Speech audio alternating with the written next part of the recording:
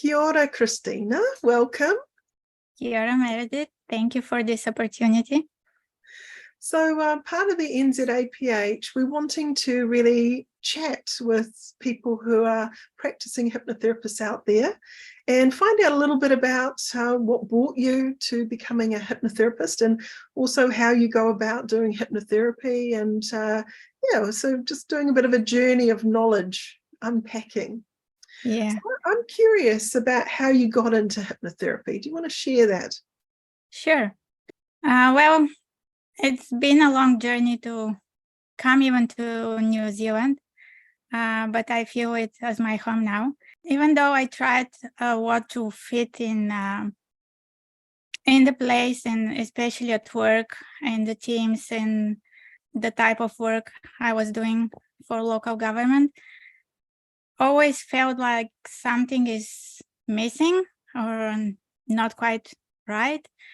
But I had a narrow focus on I'm doing this because I know it and I'll find a way to make it work.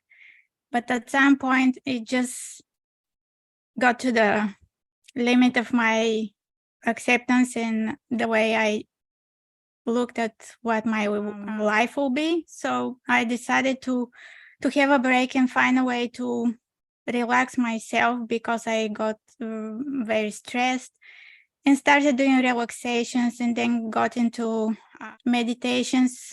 That's what most people call them.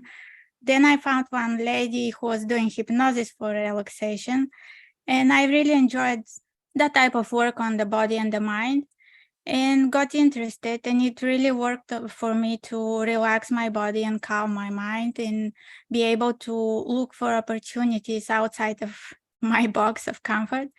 And then a friend sent me a link about another meditation, but I found it a little bit strange and I couldn't accept the words that were in the meditation. But then, as you know, in social media, when you check something, you start seeing more ads about that thing.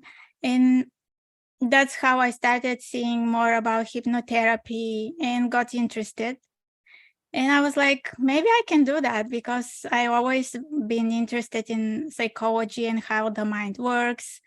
And especially at that time, having a little baby, I wanted to be a better parent and do more for myself and for that baby to be more connected, just different than my previous experience and give more to that child. And I decided to start the training.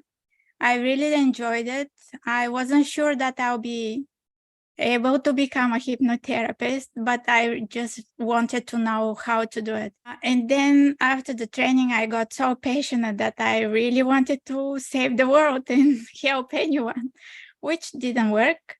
And that's what I found, that you can't help people that are not ready to receive help.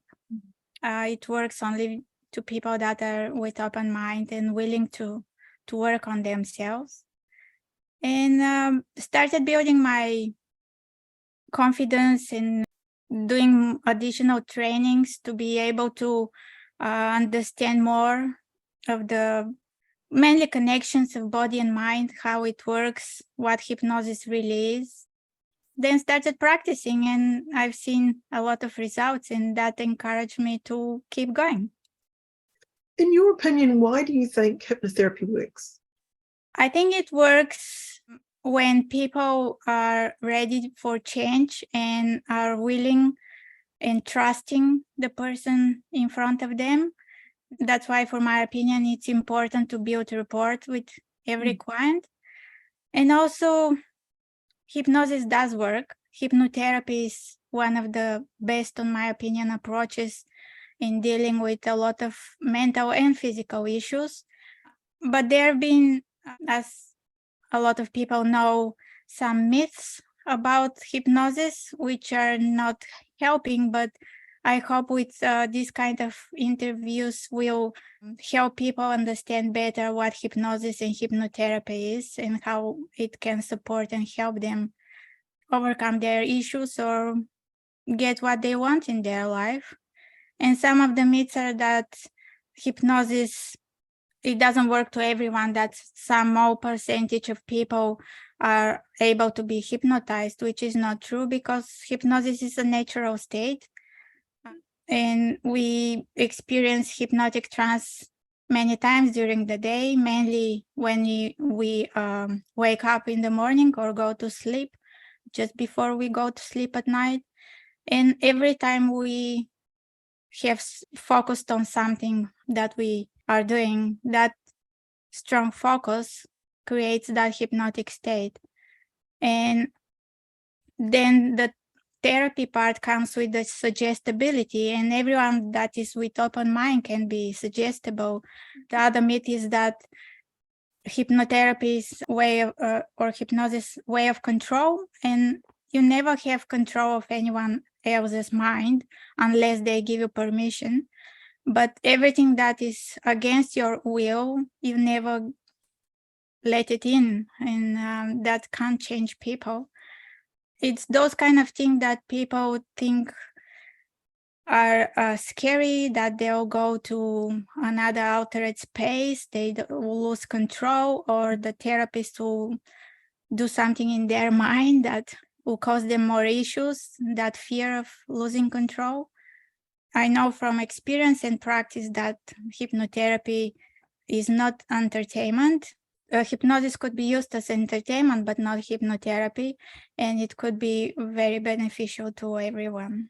Because I think a lot of people, their first introduction to hypnosis is the stage hypnotist. So, Yes. Of course, they automatically think that the hypnotherapist has got them under control, or they're in their spell or whatever. But yeah, therapy is about that different level of change, and it's a meaningful change that that client wants. So yeah, it's good to debunk that myth, if you like. Yeah. When we're looking at the kind of clients that come to see you, what sort of reasons do people come in? Mainly anxiety or confidence, low confidence. Some come to overcome issues like pain or lose weight. A lot feel like they've been to different therapies and they didn't get what they wanted to, or it's taking too long. In most cases, hypnotherapy is like the last resort, which is a shame, but hopefully it will change in time. Yeah, I have some clients that feel stuck in their progress. And with hypnotherapy, the main thing is that we work on subconscious level, and the changes can happen very quickly.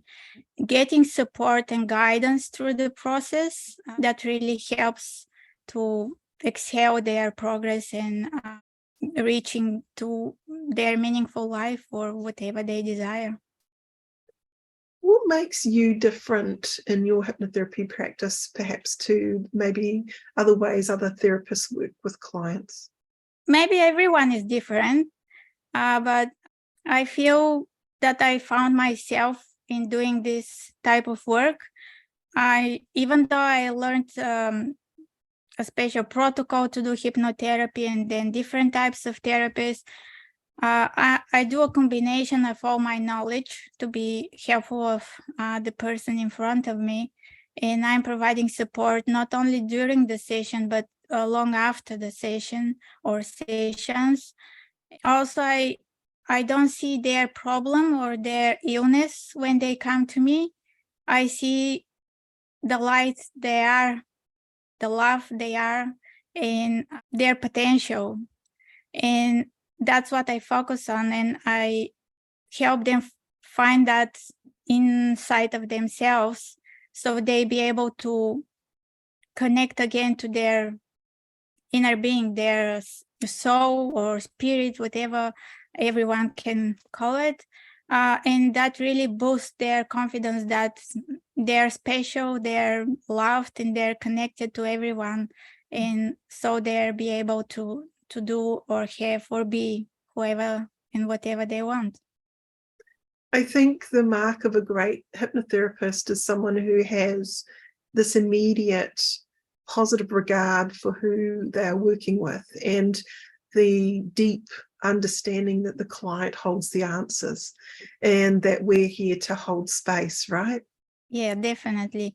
And especially because I do a lot of regression, not past life regression, unless it's what the client wants, but it just helps them find the core issue of their problem in their childhood, which usually the problem lays in. And seeing that from their adult's perspective, but feeling it as a child helps them realize how it happened, and that helps them easily move towards transformation and change, which is amazing how the mind works and how as children we get programmed to do certain things that affect our life.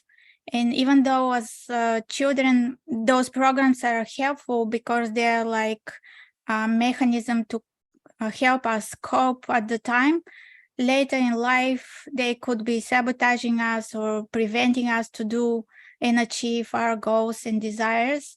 And once we understand that and change it, because that's what happened in the past, now we are different grown-ups and we can do and have control in our minds, that helps move on in life. Yeah, that positive psychology, understanding that the person doesn't have to stay in that old framework of belief, that we can practice that neuroplasticity, the ability to upgrade the programs we're running.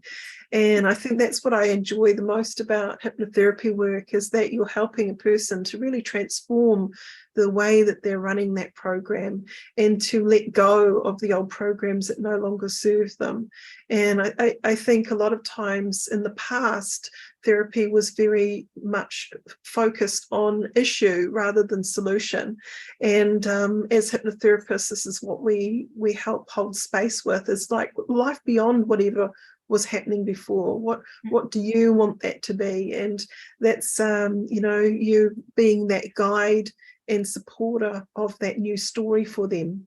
Yeah, definitely. Nice. And a lot of people also get like freezed in that little child and behaving like such in grown-up situations. And even some that are more awakened realize that, but can't change it consciously. And when working on subconscious level, it's much more easier. Definitely. When we think about the future of hypnotherapy, what is your vision of that? I'm so glad that we live in an era of so much information and access to information, because now we can easily find different and a lot of information about what progress society or the science does nowadays, and we can easily find support and research about those issues.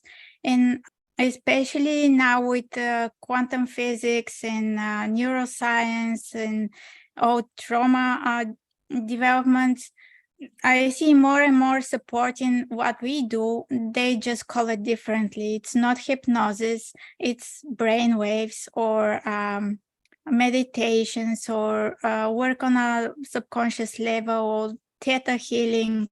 But everything goes down to hypnosis and using it as a technique to help people and support their progress, which is amazing. And I'm really hopeful that someday hypnosis will be approved as a therapeutic technique and utilized in clinical. It is used already in clinical situations, but more and more in the therapy type of interventions. Well, they've made huge advances in being recognised in England in the hospitals. They're using hypnosis to assist people. So, in New Zealand, we're working towards that. And this is part of the reason why we're doing this series of interviews, actually, to really shout out there and educate people about what we do and why we do what we do. what would be your final message you'd like to share with people? That everything is possible, miracles are possible, but people need to realize that it's their inner work they have to do. Hypnotherapy is great, but it's not a magic wand that somebody can dust magic dust over you and you transform. It's internal work, and everyone needs to do their part of work. We're just guiding and helping them in that process, but the work is done by them. But it is possible. Anything is possible. Nice. So, Christina, if someone wanted to find you, you're a part of the NZAPH, the New Zealand Association of Professional Hypnotherapists. So you're on our directory. But if they wanted to go straight to your website, how do they get hold of you? The easy way is my website. It's unfolding.co.nz. I've got the same name as a Google profile. My profile is on Galaxy and Find a Clinic. So yeah, different ways to reach out and find me. Nice. So thank you very much for spending some time with me today and sharing what you're passionate about and how you go about doing things. And yeah, so with lots of love, araha to you for all the work that you're doing with your clients in that positive way. And yes, so thank you very much for spending time with me. It was my pleasure, Meredith. Thank you very much. Ka kite. Okay.